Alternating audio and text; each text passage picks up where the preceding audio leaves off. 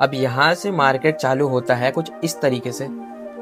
आपका यहाँ पर सबसे मेन जो काम होता है वो है डिसीजन का। मान लो सपोज आपने यहाँ पर एक मुश्किल 5 या 8 ट्रेड लेने लग गए, तो यहाँ पर आपका बहुत ही ज्यादा डिसीजन मेकिंग का प्रॉब्लम होगा। यहाँ hello everyone, welcome back to my channel. हमने पिछली वीडियो में लास्ट टाइम हमने बात किया था कि वो ट्रेडिंग क्या होती है, और ये है एपिसोड 2। इस वीडियो में हम जानेंगे कि व्हाई 90% ट्रेडर्स लूज मनी। जो 90% ट्रेडर्स है वो अपना पैसा क्यों गवा देते हैं ट्रेडिंग में। और इसके साथ हम आज बात करने वाले हैं इन 4 पॉइंट के बारे में, जो कि है सबसे पहले कि ट्रेडिंग हमें क्यों ईजी लगती है, व्हाई इमोशन डिस्ट्रॉय ट्रेडर्स, कि मतलब इमोशन सबसे पहले हमारा डिस्ट्रॉय क्यों कर देता है हमारे ट्रेड को।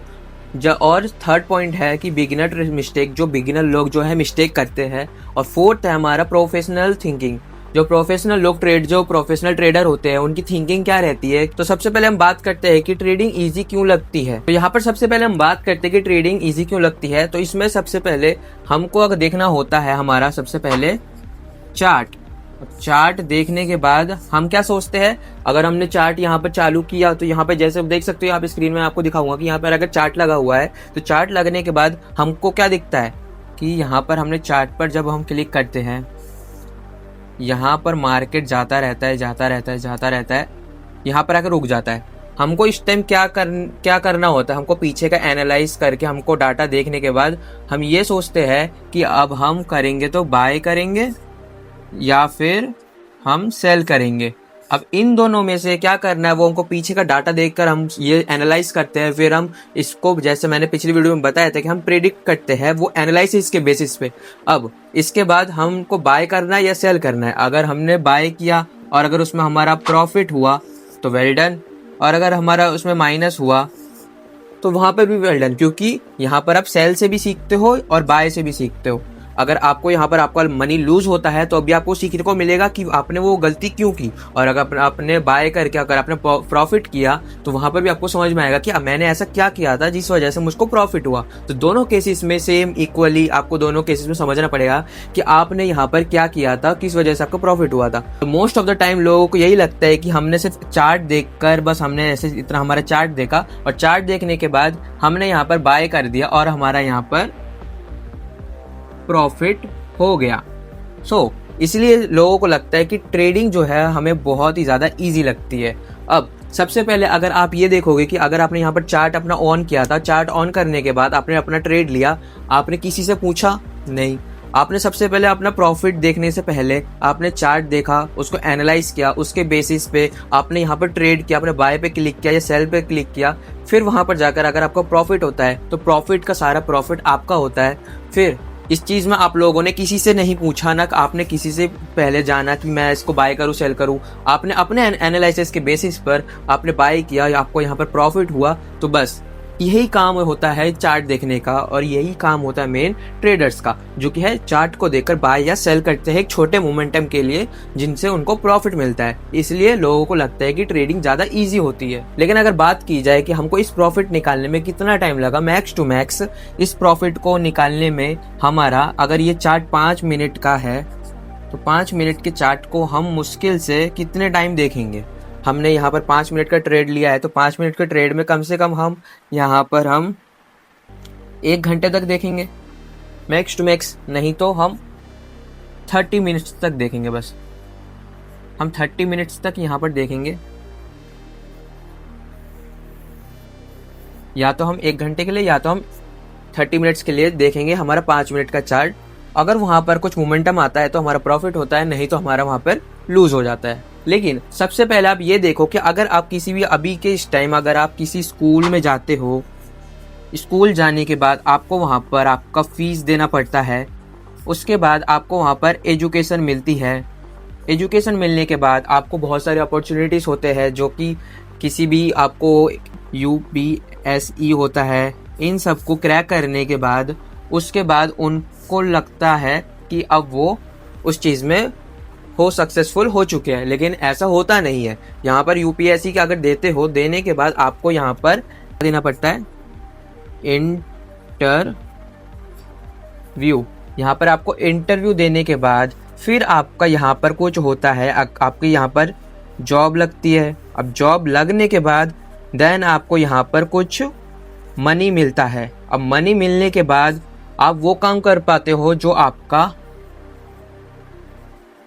ड्रीम होता है। अब आप देख सकते हो कि यहाँ पर आपका कितना टाइम जो जाता है, महीने महीने। यहाँ पर आप अगर मानोगे, यहाँ पर आपका एक से स्कूल से अगर आप कॉलेज तक जाते हो तो वहाँ पर आपके 20 साल जाते हैं। 20 साल के बाद यहाँ पर और भी कुछ टाइम लगता है, यहाँ पर 2 साल लगता है। यूपीएससी निकालने में भी 2 साल किसी के लग जाते हैं, किसी के और भी ज़्यादा लग जाते हैं। लेकिन इन सबों में कोई बुराई नहीं है। लेकिन अगर हाँ, जो लोग चार्ट या ट्रेडिंग के लिए ज़्यादा प्रोफेशनली अपने दिमाग में सोचते हैं कि मैं यहाँ पर अपना कुछ प्रॉफिट निकाल सकता हूँ या यहाँ पर मैं आना चाहता हूँ, तो उसके बाद आपका जो प्रॉफिट होता है वो बस कुछ ही टाइम के अंदर होता है, क्योंकि आपने इस चीज़ को, नॉलेज को गेन किया था। उसके बाद आपको यहाँ पर आपका प्रॉफिट मिलता है और यहाँ पर कुछ टाइम, लॉन्ग टर्म के बाद आपको यहाँ पर पैसा मिलना चालू होता है। लेकिन अगर सिंपल वे में देखने जाए तो यहाँ पर भी ये चीज़ भी अच्छी है, लेकिन हाँ, ट्रेडिंग भी बहुत अच्छा है। और अगर आप ये देखने जाओगे कि यहाँ पर सबसे मेन जो काम होता है वो है डिसीजन का। मान लो सपोज आपने यहाँ पर एक ट्रेड लिया था, अब वो ट्रेड लेने के बाद क्या वो यहाँ पर मार्केट जो है ऐसे करते करते करते करते क्या वो ऊपर जाएगा, क्या वो नीचे जाएगा? आपको क्या लगता है? आप इस चीज को राइट डिसीजन लेके यहाँ पर अगर आपने राइट डिसीजन लिया तो फिर आपका यहाँ पर बाय करने के बाद आपका जो है यहाँ पर प्रॉफिट होता है या फिर आपका पैसा जो है यहाँ पर लॉस होता है। तो आपका ये मानना बहुत ज़रूरी है कि यहाँ पर आपका जो राइट डिसीजन है वो सबसे ज़्यादा इम्पॉर्टेंट है। अगर मान लो अगर किसी ने यहाँ पर सेल किया और अगर सेल करने की जगह यहाँ पर मार्केट नीचे, यहाँ पर गिरने की जगह अगर मार्केट यहाँ से ऊपर चला गया तो उसका यहाँ पर पैसा जो है लूज हो जाएगा। क्यों? क्योंकि उसके यहाँ पर राइट डिसीजन नहीं थे। और किसी ने अगर ऐसा किया कि किसी ने अगर बाय किया हो और अगर वो मार्केट नीचे गिरते टाइम अगर वो डायरेक्ट ऊपर चला जाए तो उसका वहाँ पर प्रॉफिट हो जाएगा। क्यों? क्योंकि उसका जो डिसीजन था वो पूरा राइट था। तो यहाँ पर इसी लोगों को लगता है कि ट्रेडिंग ईजी है, लेकिन ट्रेडिंग ईजी तभी है जब आप राइट टाइम में राइट डिसीजन लो। यहाँ पर अगर आप सोचोगे कि यहाँ पर मार्केट जाते जाते जाते जाते अगर यहाँ पर आपका ये टारगेट प्राइस है और अगर यहाँ तक मार्केट चला गया, आपका यहाँ पर छूने से पहले आप क्या सोचते हो कि आप यहाँ पर होल्ड करना है या फिर यहाँ पर आपको क्लोज कर देना है? अगर आप इस टाइम में यहीं पे अगर क्लोज कर देते हो और अगर मार्केट नीचे गिर जाती है तो आपका यहाँ पर जो क्या था, आपका राइट डिसीजन था, जो कि सबसे बढ़िया था। लेकिन अगर आपने इसको होल्ड किया और होल्ड करने के बाद यहाँ पर कुछ नहीं होके ये नीचे जल्दी से गिर गया तो फिर आपका यहाँ पर जो है लॉस हो जाएगा, जो कि एकदम राइट डिसीजन नहीं था। तो यही लगता है कि हमारा जो मेन काम होता है वो है डिसीजन के ऊपर। तो अब हम बात करते हैं कि वाई इमोशन डिस्ट्रॉय ट्रेडर्स, जो कि ट्रेडर्स को इमोशनली डिस्ट्रॉय क्यों कर देते हैं उनके ट्रेड को। तो सबसे पहले अगर आप यहाँ पर देखोगे कि अगर आपने सोचा होगा कि यहाँ पर इमोशन में सबसे पहले आता है हमारा फियर और दूसरा आता है ग्रीड। अब फियर का मतलब क्या है? फियर का मतलब यहाँ पर होता है डर और यहाँ पर ग्रीड का मतलब होता है लालच। अब लालच का मतलब आप लोगों को पता होगा कि जैसे अगर फियर, अगर आपने यहाँ पर आप अगर यहाँ पे देखोगे ये है, अब जैसे आपका चार्ट, ये बन गया आपका चार्ट। अब यहाँ से मार्केट चालू होता है कुछ इस तरीके से। आपका यहाँ पर टारगेट प्राइस है जो है TP और यहाँ पर आपका है SL, स्टॉप लॉस। तो आपने यहाँ से लगाया था अपना ट्रेड, जो कि आपने यहाँ से चालू किया। अब यहाँ से चालू करते करते करते करते करते करते ये पहुँच गया यहाँ तक। अब इस time most of the traders क्या सोचेंगे कि यहाँ पर यार क्या मैं इसको होल्ड करूँ या फिर इसको मैं अभी एक क्लोज कर दूँ। मोस्ट ऑफ द ट्रेडर्स अभी यहाँ पर सोचेंगे कि मैं यहाँ पर कर देता हूँ एग्जिट, यहाँ पर मैं एग्जिट कर देता हूँ। वरना बहुत सारे लोग ये सोचेंगे कि मैं अभी इसको होल्ड करता हूँ। वो होल्ड क्यों? क्योंकि उनको लालच आएगा जब देखेंगे कि वो यहाँ पर उनका जब टारगेट प्राइस तक जब ये पहुंचेगा तब ये इसको पकड़कर थोड़ा सा और ऊपर कर देंगे। उनको लगेगा कि यार ये थोड़ा सा और बढ़ेगा, थोड़ा सा और बढ़ेगा, मेरा थोड़ा सा और पैसा बन जाएगा। लेकिन अभी यहीं से अगर मार्केट यहाँ से जाने से पहले अगर वो यहाँ तक आ गया तो यहीं पे आपका जो है इमोशन है वो आप पे आ जाएगा। आपको यहाँ पर डर लगेगा कि मैं अब इसको एग्जिट कर दूं, क्या मुझे इसको एग्जिट करना चाहिए था? और वो यही सोचते सोचते सोचते सोचते जब उनका प्राइस पूरा यहाँ तक आ जाता है तब वो उनका इमोशन जो है पूरा डर में आ जाता है। फिर उनको कुछ भी अच्छा नहीं लगता। वो सोचते हैं कि मैं ट्रेडिंग अभी छोड़ दूं, मैं ट्रेडिंग को भी क्लोज कर देता हूँ और यहीं पे ही वो अपना जो है यहाँ से वो एग्जिट हो जाते हैं और उनका जो है फिर से लॉस हो जाता है। अब यहाँ पर अगर आपको यहाँ पर आपने फियर की वजह से यहाँ पर आपने क्लोज कर दिया, लेकिन अगर आप यहाँ पर लालच करते थे तो लालच की वजह से भी वो नीचे आ गया, क्योंकि आप यहाँ पे लालच कर रहे थे। जहाँ पर आप इस टाइम पर आप उसको यहाँ पर आप क्लोज कर देते तो आपका शायद यहाँ पर प्रॉफिट बन जाता। तो इसीलिए यहाँ पर मोस्ट ऑफ द ट्रेडर्स उनका पैसा जो है लूज हो जाता है, क्योंकि यहाँ पर आप सोचते हो कि अगर यहाँ पर मेरा कुछ यहाँ तक प्राइस अगर आ चुका था तो आप अर्ली सोचते हो कि मैं यहाँ पर अपना मार्केट जो है क्लोज कर देता हूँ। जब आपका यहाँ पर टारगेट प्राइस तक पहुंच नहीं आता हो, तभी आपके मन में लालच आता है कि क्या होगा अगर मैं इसको थोड़ा सा और ऊपर कर दूं, कुछ $1-2 क्या $5 सही मैं और बना लेता हूँ। और वहीं भी मिस्टेक होती है बिगिनर ट्रेडर्स की, जो है इमोशन को उनको कंट्रोल करना नहीं आता और इसी वजह से वो अपना जो पैसा है यहाँ पर लूज कर देते हैं। तो अब बात करते हैं कि बिगिनर लोग मिस्टेक क्या करते हैं। बिगिनर मिस्टेक में सबसे पहले हम यहाँ पर देखेंगे जो है नो स्ट्रेटेजी। अब नो स्ट्रेटेजी का मतलब क्या है कि यहाँ पर आपने सपोज यहाँ पर मैंने एक चार्ट दिखा रहा हूँ, यहाँ पर आपने एक ट्रेड लिया। ट्रेड लेने के बाद आप सोच रहे हो कि यहाँ पर मार्केट जो है उसका जो टारगेट प्राइस है मैंने यहाँ तक रख दिया था, ये था आपका चार्ट, ये था आपका यहाँ पर टीपी और इस पोर्शन को जो है स्टॉप लॉस। अब इस चीज को यहाँ पर ट्रेड लगाने के टाइम में आप भूल ही चुके हो कि यहाँ पर ये चीज भी है या नहीं। अब इस चीज को छोड़कर आप जो है यहाँ पर ट्रेड लेने चले जाते हो और मार्केट कब आपके बिना देखे जब यहाँ से नीचे ज्यादातर नीचे चला जाता है तो आपका यहाँ पर जो है बड़ा लॉस देखने को आपको यहाँ पर मिल जाता है। और यही कारण है कि यहाँ पर आप जो है कोई भी स्ट्रेटेजी नहीं देखते और यहाँ पर मार्केट जो है आपका पूरा पैसा जो है खा लेता है।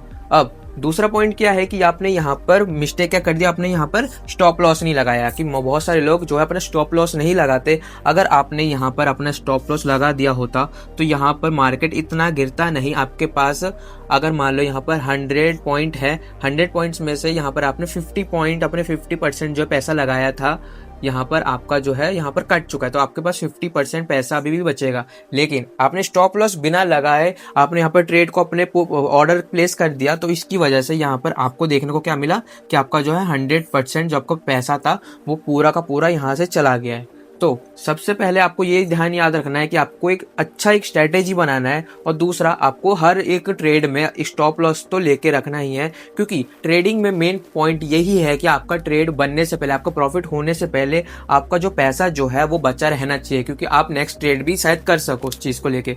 और उसके बाद most of the time traders lose money उनका क्यों होता है, क्योंकि वो ओवर ट्रेड कर देते हैं। यहाँ पर मान लो कि यहाँ पर मैंने 3-4 बार एक ही दिन में ट्रेड कर लिया और वो ट्रेड मेरे पूरे लॉस में चलेगा। अब क्या होगा कि मुझको बहुत ज्यादा गुस्सा आएगा, मैं सोचूंगा यार क्या हो गया मेरे से, ऐसा क्यों हुआ, मेरे को यार ट्रेड मार्केट से तो बदला लेने में क्या करूंगा, मैं यहाँ पर और एक ट्रेड करूंगा। जब देखूंगा कि मार्केट यहाँ पे नीचे गिर रहा है तो मैं क्या करूंगा, मेरे को लगा कि मार्केट गिर रहा है तो इस टाइम मैं बाय का कर रहा था लेकिन मेरा तो यहाँ पर लॉस हो चुका था, तो मैं अब सेल का करूंगा। अब यहाँ पे मैंने सेल का यहाँ पर ले लिया। अब सेल करते करते मार्केट बस इतना तक आया और मेरी एक्सपेक्टेशन थी कि मार्केट यहाँ तक आएगा। मार्केट यहाँ तक ना आके मार्केट ऊपर फिर से चला गया और मेरे टीपी को जो था वो उल्टा यहाँ पर SL बनाकर ये यहाँ पर फिर से मेरा जो है लूज करके चला गया। तो यही कारण है कि यहाँ पर आप ओवर ट्रेडिंग कर देते हो और ओवर ट्रेडिंग की वजह से यहाँ पर फिर से आपका लॉस होता है। अब बात करते हैं हमारे 4th पॉइंट की तरफ, जो है रॉन्ग एक्सपेक्टेशन, जो कि अभी मैंने बताया कि यहाँ पर आपका यहाँ पर फिर से टारगेट प्राइस था और यहाँ पर आपने गलत सोचा कि अगर यहाँ तक मार्केट आएगा, क्योंकि आपने पीछे का यहाँ पर कुछ देखा नहीं था जिस वजह से वो इस चीज को यहाँ पर टच करेगा, क्योंकि यहाँ पर आपने रॉन्ग एक्सपेक्टेशंस आपने खुद से ही बना लिया कि मार्केट अभी नीचे गिरने वाला है और मार्केट जो है ऊपर चला गया। तो यहाँ पर आपने सबसे बड़ी गलती यहीं पे की है कि यहाँ पर आपका रॉन्ग एक्सपेक्टेशंस आप यहाँ पर मार्केट में लगा देते हो। ओके, तो अभी हमारे लास्ट पॉइंट की तरफ बढ़ते हैं और लास्ट पॉइंट क्या है, प्रोफेशनल ट्रेडर्स। अब प्रोफेशनल ट्रेडर्स का थिंकिंग क्या रहा है, तो प्रोफेशनल ट्रेडर्स का जो है थिंकिंग क्या रहता है, प्रोफेशनल ट्रेडर जो वो इतने लंबे इतने अच्छे जो ट्रेड करते हैं, क्या वो आपसे ऐसा है कि आप उनका प्रॉफिट ही देखते हो? नहीं, आप अगर उनका लॉस भी देखोगे तो उनका देखोगे कि बहुत ही ज्यादा ऊपर नीचे होता है। लेकिन हाँ, एक प्रोफेशनल ट्रेडर्स कैसे काम करता है, सबसे पहले एक प्रोफेशनल ट्रेडर्स जो है यहाँ पर अपना जो ट्रेड है वो है लेस, यानी कि वो दिन में या तो 2 ट्रेड लेता है या फिर 3 ट्रेड लेता है। अगर आप यहाँ पर इसकी जगह यहाँ पर एक ही दिन में मुश्किल 5 या 8 ट्रेड लेने लग गए तो यहाँ पर आपका बहुत ही ज़्यादा डिसीजन मेकिंग का प्रॉब्लम होगा, यहाँ पर राइट डिसीजन का होगा और इसकी वजह से आपका ज़्यादा लॉस भी होगा। और यहाँ पर अगर कोई प्रोफेशनल ट्रेडर है तो वो क्या सोचेगा कि यहाँ पर अगर वो मुश्किल से 1 या 2 या 3 अगर एक प्रोफेशनल ट्रेडर है तो वो यहाँ पर 2 ट्रेड लेगा या फिर यहाँ पे 3 ट्रेड लेगा। लेकिन हाँ, अगर उसके 2 या 3 ट्रेड में अगर उसके 2 प्रॉफिट भी होता है और अगर एक में उसका माइनस भी होता है तो उसको कुछ ज़्यादा उसका प्रॉब्लम नहीं होगा, क्योंकि उसका यहाँ पर कैपिटल जो है यहाँ पर बचा रहेगा।